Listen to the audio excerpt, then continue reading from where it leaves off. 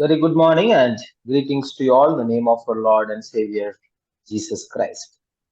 The reflection for today is titled as Be Imitators of Christ. Be Imitators of Christ.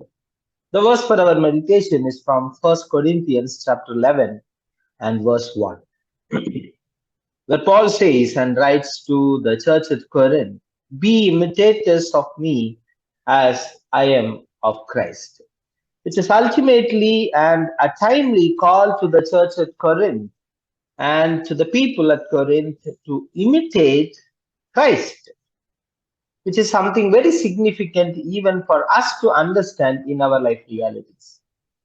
This verse comes into context more in relevance to the previous chapter rather than the present chapter.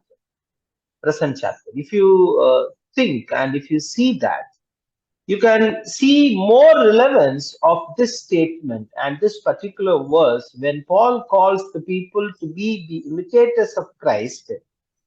He says this in the context of chapter 10, verses from 31 to 33. Let me read it for you. So, whether you eat or drink or whatever you do all for the glory of God. Give no offense to Jews or to Greeks or to the church of God. Just as I try to please everyone in everything I do, not seeking my own advantage, but that of many, that they may be saved. Be imitators of Christ, as I do. So, in this context, what do we understand? And what do we consider? What is significant for our life and in our life? There are so many things that comes to our mind. But still, one thing is very clear that our call is ultimately to live like Christ and take the bold step to move forward, to be like Christ and to imitate the life of Christ in our life too. So, what does it mean in our life? And especially during the season of Lent, when we read and reflect the life of the missionaries who came here, who toiled and who worked in their life to bring the gospel and to bring the transformation in our life realities. As we just listened to the story of Thomas Studd, think about his time, think about his fame as a cricketer, and think about his wealth and his inheritance.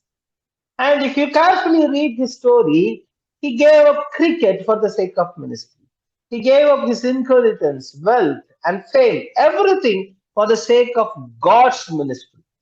And one thing that pushed him was his burden that he had for the souls that have been lost. And still, they cannot be saved if stud is behind fame, wealth, and his passion. So he moved.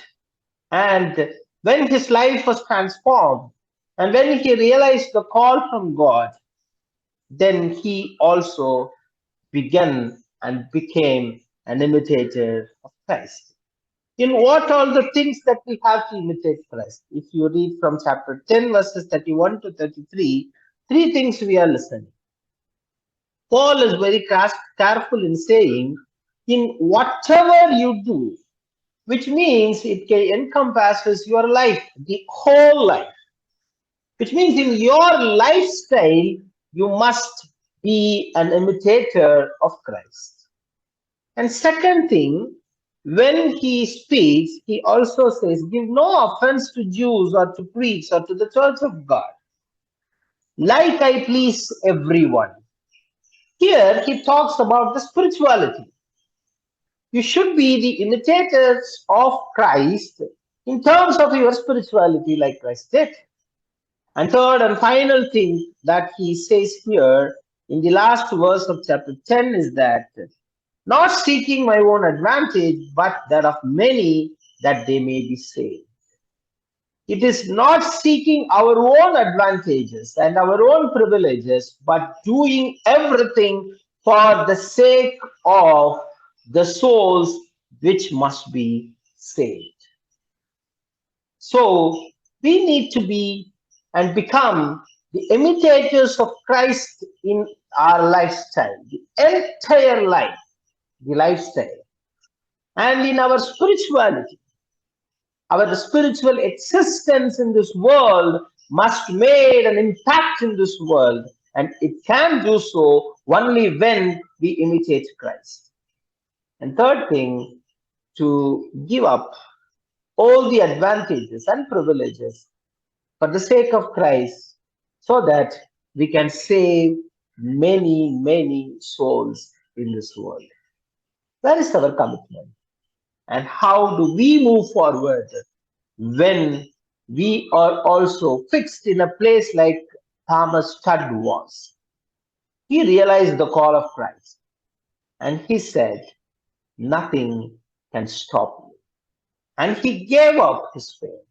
He gave up his passion on cricket and his wealth and his inheritance. And he took the cross and went to China and India and even in Africa he worked. The same way, the call is still on for us. And how we are going to respond to it. Can we be and become and be imitators of Christ in our lifestyle, in our spirituality, and in our service or ministry? Let us take this bold step to embrace and to be like Christ, to embrace the life of Christ in our life. May God bless us to be the imitators of Christ in this world so that we will leave out our advantages and privileges and we will live for the sake of Christ. May God bless us all and have a wonderful day.